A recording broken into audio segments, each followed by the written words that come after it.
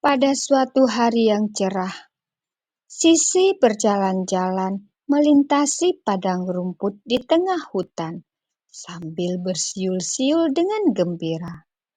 Pagi ini, ia bermaksud mengunjungi teman-temannya.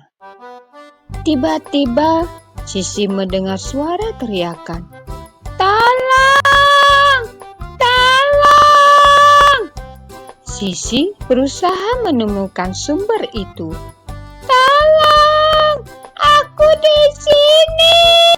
Aduh!" Sisi berlari kencang menuju ke sumber suara itu. Ia melihat ada seekor kelinci sedang duduk di atas semak-semak sambil merintih kesakitan. Apa yang terjadi? Apa yang bisa aku bantu? Kakiku terluka. Lihatlah, aku telah menginjak pecahan kaca dan kini kakiku berdarah. Apakah aku akan mati? Sisi memeriksa kakinya kelinci dengan rasa cemas. Lukamu tidak terlalu dalam. Kamu harus menemui Popo burung hantu. Dia tahu bagaimana cara mengobatinya. Dia akan segera menolongmu. Mari aku bantu. Aku akan menggendongmu untuk pergi ke rumah Popo. Burung hantu menyambut mereka dengan ramah. Kelinci dibaringkan di atas rumput. Lalu Popo segera memeriksa lukanya. Ia mengeluarkan kotak obat dan kaki kelinci dibalut dengan perban. Dia menanyakan bagaimana hal ini bisa terjadi. Dan Sisi juga tidak tahu karena saat Sisi berada di situ, keadaan kelinci sudah terluka. Kelinci menceritakan bahwa di dalam semak-semak itu ada pecahan kaca dan dia tidak melihat pecahan itu.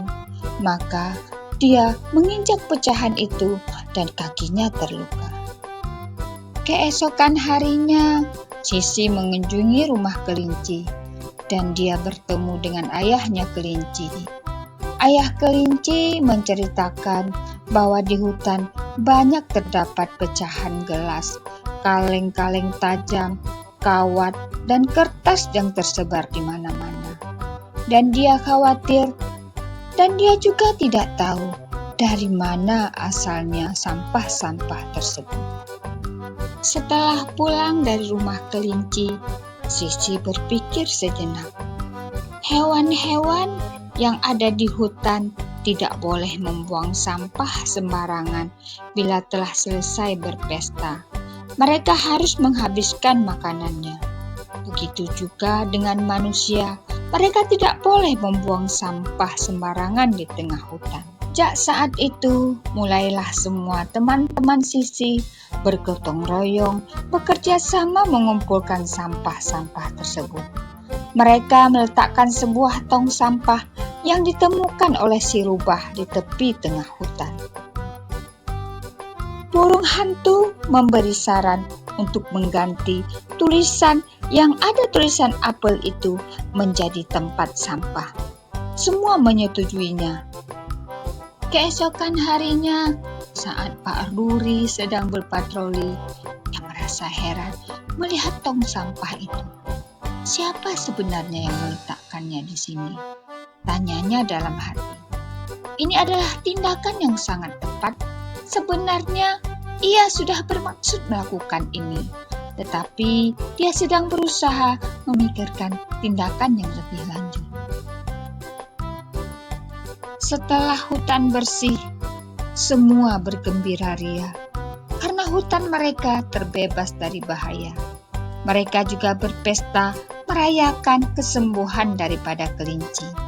Sisi sangat senang karena Sisi dapat memberikan ide yang bagus untuk teman-temannya di hutan. Demikianlah kisah petualangan Sisi untuk membersihkan hutan.